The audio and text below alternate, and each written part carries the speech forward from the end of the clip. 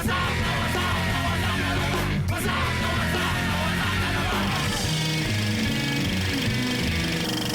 ba, nagparehistro ka na? Pahilihistro ako, pero makapagalitan ako ni Ito naman, dapat lang, no?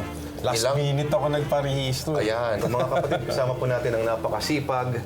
Of course, the chairman ng Commission on Elections, mga kapatid. He will be the busiest man in the next few months, mga kapatid. Chairman Sixto Brillantes Jr. Sir, magandang gabi, sir. Yeah, good evening. Maraming salamat po. Sir, alam namin na napaka-busy po ninyo ngayon. No? For the longest time, you've been on the other side of, sabihin natin, of the fence, no? Ngayon ba, kayo, matagal kayong election lawyer, ngayon kayo ay chairman ng Commission on Elections. Was it everything that you imagined it to be? Maski sa panaginip, hindi ko naisip na nandun ako sa taas. I've always been on the other side. At palagi kong pinagkakalitan at talaga inaaway yung mga nandun na sa taas. Ngayon ako nandun. So hindi naman nila ako maaway. Sanay na ako. Sanay na ako. Naisip niyo po ba na susunod kayo sa yapak ng inyong AirPods? Oo. Oo naman. Pag dyan, nagiging emotional ako pag pinag-uusapan yan. Okay, Yun ang aking pinaka-model yung matanda noon. Talaga naman ibang klase.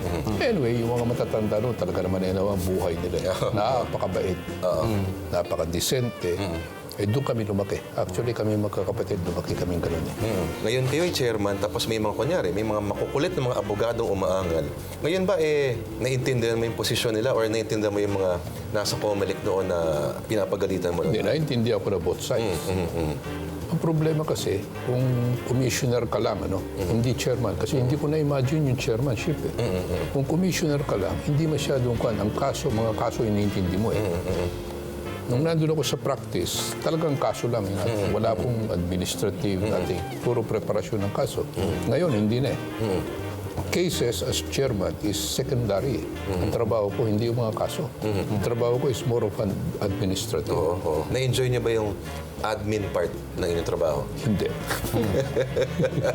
Hindi, definitely hindi. Hindi naman ako nakapagpatakbo ng malaking kumpanya. Papasukan ka ng mahigit na 10,000 tao. Patatakbuhin mo. Parang sa panaginip ka sa ako, hindi ko ma-imagine na kaya . Mas luma pa yung building. Luma pa yung building, akit ka sa elevator, palaging sira. Okay. Paano na si James Jimenez? Buti hindi hinihingal. Si James Jimenez, hindi. Nandun siya sa kabilang building. May bago-bago ng konti. Oo, bago-bago ng konti, pero mas bulok naman yung elevator pa doon.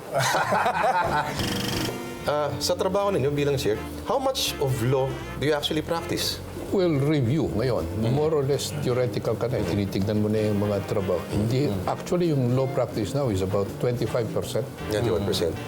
Unlike in practice, talagang full. Puro batas Research, lahat. Ngayon, meron na ako mga staff. Madami ako staff So, sila na nag-aaral.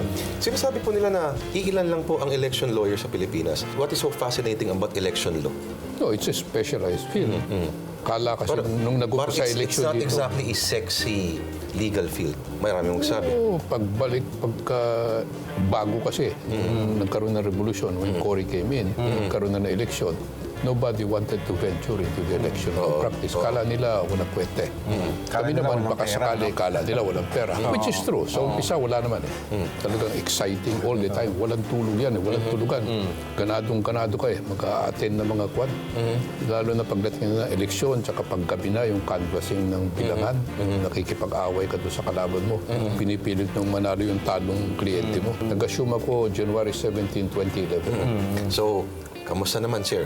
May malaking pagsisisi ka ba? Nagsisisi pa rin ako. 2 taon na. Hanggang ngayon, gusto ko pa rin sabihin, nagkamali. Talaga nagkamali Kit ako. mo ng picture niyo nung Christmas party niyo, naka-Santa Claus pala kayo nun. Even in my practice, nagpupunta palagi ako sa COMELEC at nagpapabarya ako ng mga barya, marami. At binibigyan ko lahat to yung mga bata. Mga bata? Mga 20s. Tinuloy ko lang ngayon. Kaya lang ngayon, binihisan ko lang ng Santa Claus. Pero bata pa rin ang binibigyan ko.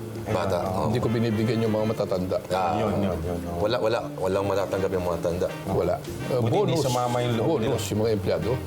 Naging masakit sa ulo ba itong nuisance candidates? Naging sakit sa ulo ba itong pag-trim down ng mga bogus party list groups? Alin po doon medyo masakit-sakit sa ulo so far? Hindi, actually, ito mga walang kwentang problema. Kaya lang naka-blow up sa media. Ang talagang malaking problema namin dyan is itong hindi tumitigil na sinasabing mali yung pagkakakuha namin ng PICOS. Ay, nako. Oo nga, Yan oo ang nga. hindi tinitigilan. Kaya lang, very technical ito, so hindi mo masyadong naririnig. Ang mga maiingay, yung mga dati nang nagre-reklamo noong 2010 pa, hanggang ngayon, pa hindi ng pa rin mga sila tumitigil. CF card. Hindi ko mapigilan eh. Kasi hindi ko na makukumbinsi talaga. Ilang beses na kami nag-aaway sa Kongreso, kung saan-saan. So, anong desisyon nyo ngayon? Bagong CF card o ano? Ano ba yung... Hindi, kagaya dyan. Binigay namin ng CF card sa Smartmatic. Pinagagalitan na naman kami. Smartmatic na naman.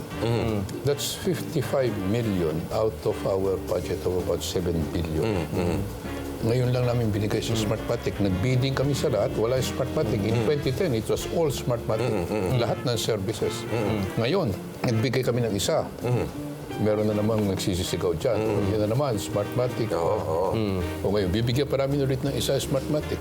Tapos bibigyan pa namin siguro ng pangatlo.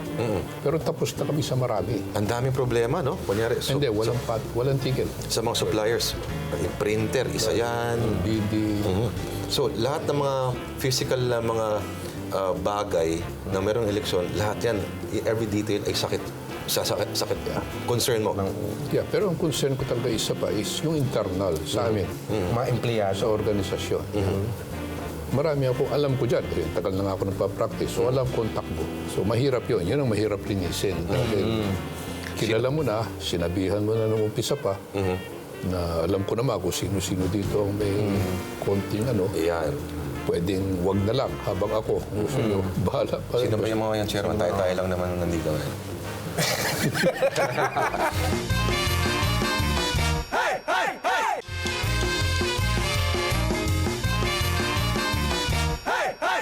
Kayo ba, pagdating ng eleksyon, magbubukas kayo ng telepono? At baka, o may iba kayong number na pwedeng tawagan? Yeah, meron akong 2 cellphone na bukas, palagi. Pero meron akong pangatlo, walang nakakaalam. Yun, no? So, pwedeng yun na lang, no? Ninja phone. Hindi ang namin tawag doon. binibigay yung pangatlo. Sino lang ang pwedeng tumawag doon sa pangatlong telepono, Chairman? Yung 3 anak ko. Wala nang iba.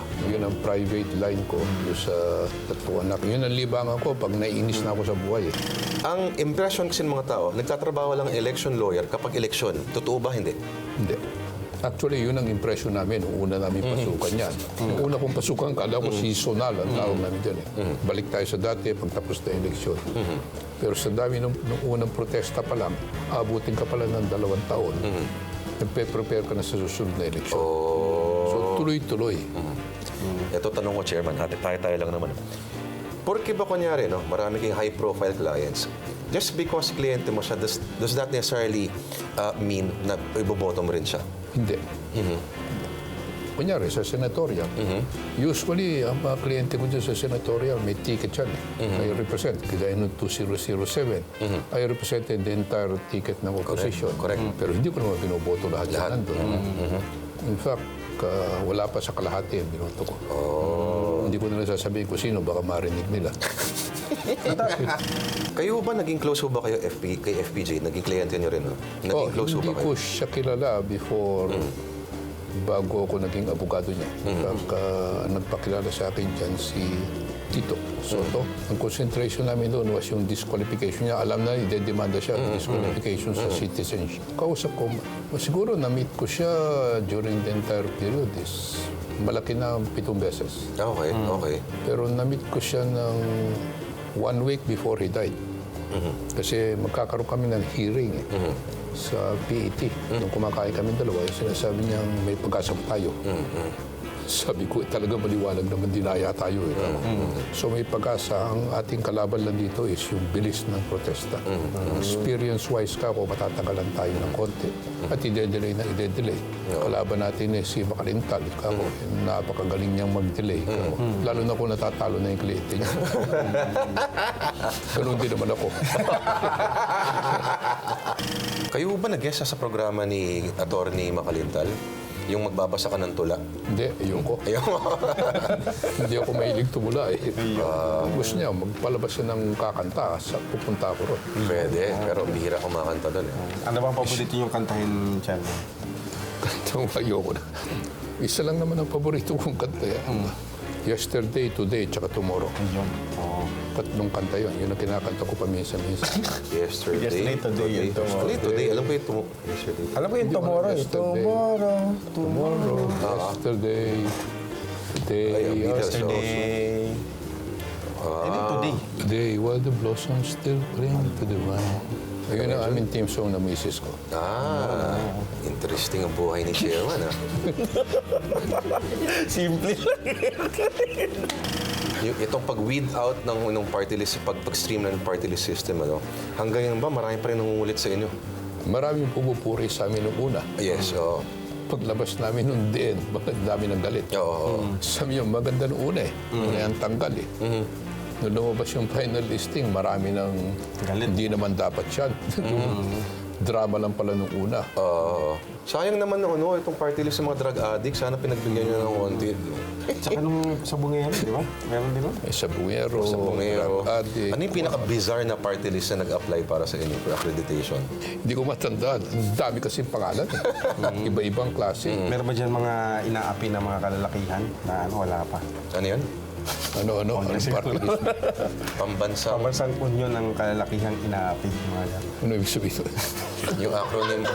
Hindi pwede isulat yung acronym nun eh. Hindi pwede. Pambansang Unyon ng Kalalakihang Inaapi. Hindi yan papayagan ni Chairman. Ano acronym? Tama ko. Ayaw mo sabihin, no? Ayun. Dinidiscourage yung fiesta atmosphere. Sabi mo parang, this is an exercise that deserves dignity. Seryoso ito eh. Ginagawa natin parang laro. Fiesta, oo. Filing. Ako, nung nagpa-practice ako, gusto ko sila samahan yung mga kliyente ko. Forma eh. Nakaka-forma ka kung makakuha ka ng kliyente. Di ba? Pero ngayon, sabi ko, bakit naman ganito? Ngayon, iba ng klase. May banda na, Oo, Banda pa. may sumasayaw sa labas. Masayaw pa. May sa labas. bubuga pa ng apoy. sumisigaw, magpapile lang ng certificate of candidacy. Sinasabi ko lang naman, ako naman eh, kung ano nasa loob ko, sige lang. Sabi ko nga, pagka inaaboso nyo, may kampanya, nakakampanya kayo, hindi nga bawal, pero huwag nyo na maabosohin. Hirap naman yun. Okay. Inamin niyo po, Chairman, na well, at this point, taling-tali pa rin ang kamay ninyo sa mga, well, tinatawag natin na umiepal. Recently, sinasabi ko na, basta okay lang. Pagdating ng campaign period naman, lumabas na yung rules namin bago, o sila naman ang kumanda ngayon. Aha. Saka binabaan nyo yung time slot, di ba? Mga 120 minutes. 120 aggregate. Pero maraming nagsasabi pa rin, Chairman, na at least medyo vague pa rin yung mga inyong panuntunan pagdating sa internet at sa social media. Only because first time ito. Wala naman dating regulation dyan. Eh. So, parang kumbaga sa kwan, parang testing kami dito. Eh. Di tinitingnan natin lahat yan. Inaaral namin. Tapos sabi ko, sige, lagyan na natin to. We start regulating. Kasi yung mga texting, yan, pagte-text niya, pwedeng gamitin niya sa kampanya. Correct, correct. Oo. Hindi bali ko pa isa-isa lang. Pero meron na tayong tinatawag na blast Blasting, testing. Blasting ng kwan, 1,000,000 ang padadalahan mo. May bayad yun. So, dapat i-charge natin sa kandidato yan. Eh, paano yung tandem-tandem sa commercial? Kunyari, ini-endorse ng Yun yung party bago list, namin. oh. Medyo matagal namin didemate yun. Hahatiin natin yung period Oo na nga eh. lumabas senador, lumabas yung party list. So, naging desisyon namin, hindi na. Para wala na yung tandem, pwede tandem kung gusto nyo, pero chargeable sa inyo pareho. Yung Bawas. Pareho. Para tapos ang Kaya usapan. kung 1 minute yan, maski na 5 seconds na yung senador, 55 seconds yung party list, charge sa kanila yung buong full minute. So wala na magtatandem.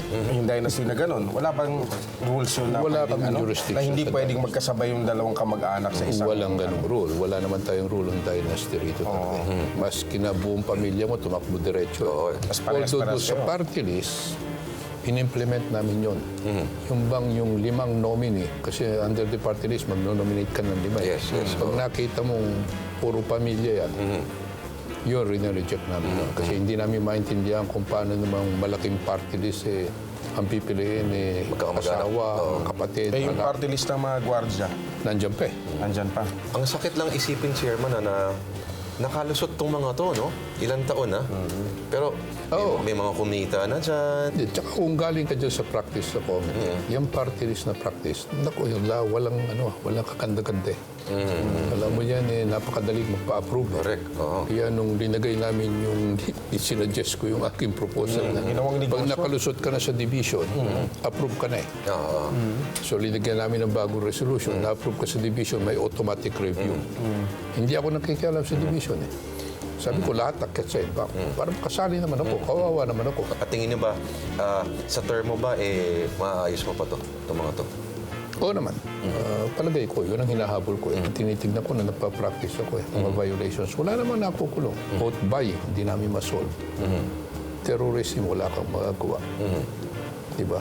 Vote buying, maski na anong gawin natin, pinag-uusapan naman, anong solusyon sa vote buying? Pero bantayan nyo lang, baka sakali meron kami. May pinaplano kami, hindi pa natin pwede i-announce. Baka makahuli na o baka matigil na natin ang vote buying. Patitigil namin ang printing ng pera. Pwede. Magandang solusyon yun, di ba? Maganda solusyon, wala ng pera. Paano pag... Wala naman, hindi naman pwede Ano check. mo na, iban mo na yung araw ng eleksyon na walang lalabas Walang lalabas na pera. Kahit ticket lang. Teka, si Mayor Lim namigay ng 20 pesos kanina. Pero sa mga bata, Sa mga Tondo. bata. Parang si chairman lang namimigay ng Santa pera sa Claus. mga Oo naman, 20 pesos ngayon eh. Ano ba nabibili ng 20 pesos? Rugby. Diba? Maraming rugby yun, ha? 5 pesos.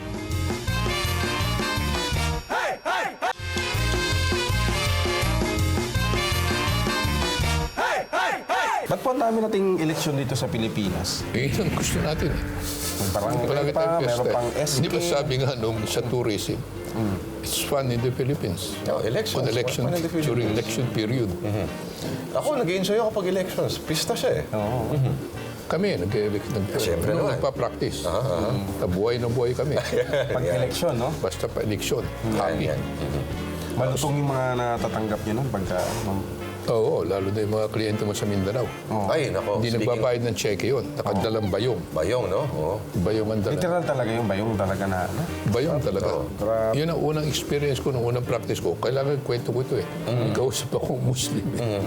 Tinatanong, pasok doon sa opisina. Yung magkano, tanong-tanong, magkano ang charge nyo? Sabi yun sa partner ko, bata, magkano sisingilin ito? Kaya siguro mga 20 minutes. Pwede na yan. Malaki na nung panahon na yan. Oo, malaki na ka na. 1988 yun. Sabi 20 mil, may dala-dalang bayong yung asawa. Dumukot na gano'n ng isa. 20 mil. madalang, no? Tingnan bayong yung dala. Oo. Sabi mga papel pa nun na dalawang Kung sinabi pala namin, basta mga 200, 300, baka isang dukot lang na gano'n eh. Chairman, yung mga ampatuan ba, cash din magbayad? Oo. Hindi nagbibigay yun ng kwan. Oo. Wala yan. Walang Account cheque, yung hindi mga yan, marunong mag-cheque yung mga yan. Si Kuang ko, chairman. Beer ba? Beer? Beer ang pambayad. Hindi, libre yun. Libre, Libre yun. Boss ko yun eh. Okay. Malungkot po ba sahod sa Comelec, Chairman? Hindi naman malungkot. Tama-tama Tama lang. Gusto nyo pa ba may pakainin pa?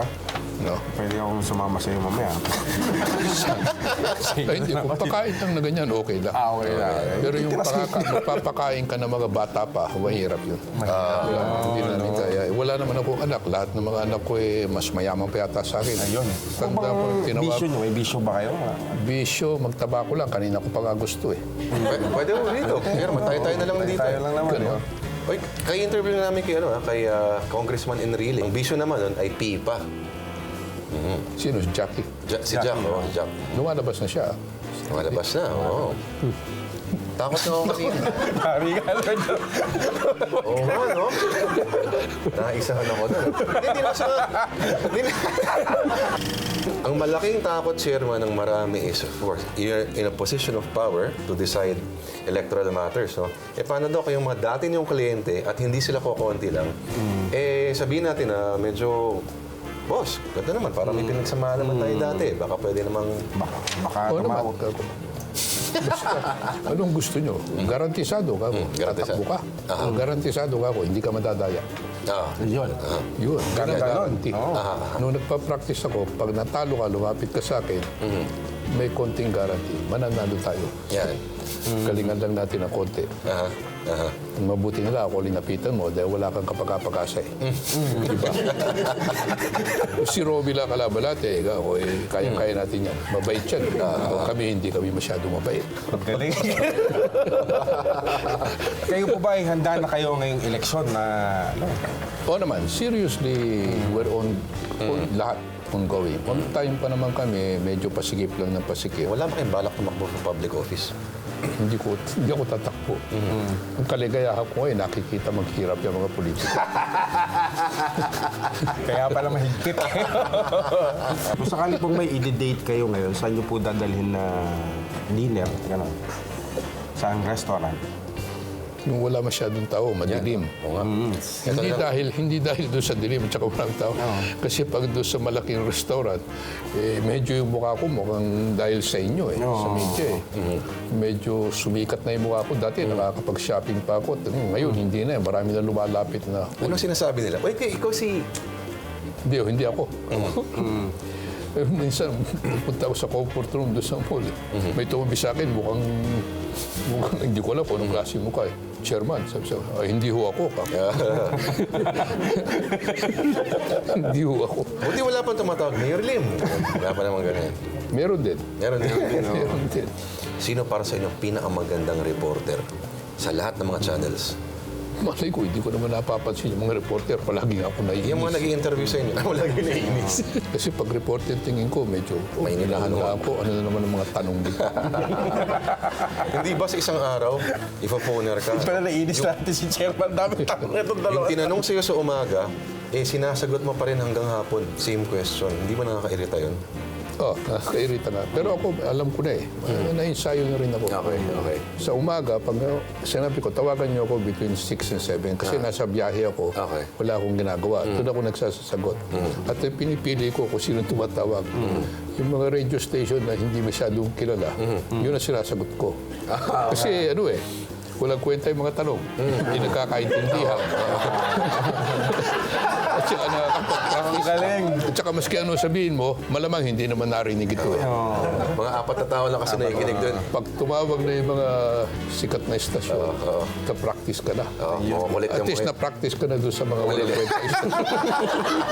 Yung pala yun, ha? Yung pala yun, ha? Magaling si Chairman. Galing, pala estratehiya dyan. Ano pong tanong na sumama talaga yung loob niyo? Hindi pa sa tanong. Isang araw lang Nang-i-invang kami. Dadating yung aming kwan, yung bata ni James Jimenez, sasabihin sa akin, Sir, nandun yung medyo sa labas, inaantay ka. Sabi ko, hindi pa tapos ang bank may hinahabol daw silang deadline Hindi magpakamatay na sila. Yan ang Chairman ng Comelec. Maraming salamat. Comelec Chair. Patricio Bayantes Jr. Ayun lang, natatakot ako kanina. Akala ko seryoso. Tsaka akala ko dudugoy ilong ko kay... Pare ko Oo nga Tapos na ba? Oo, Chairman, salamat po. Ganun ako babalik dito. Oh, Hindi talaga. Napaka-relax. Tama sige. pala yung sabi ni Congress sa akin, Takaro, relax ka lang.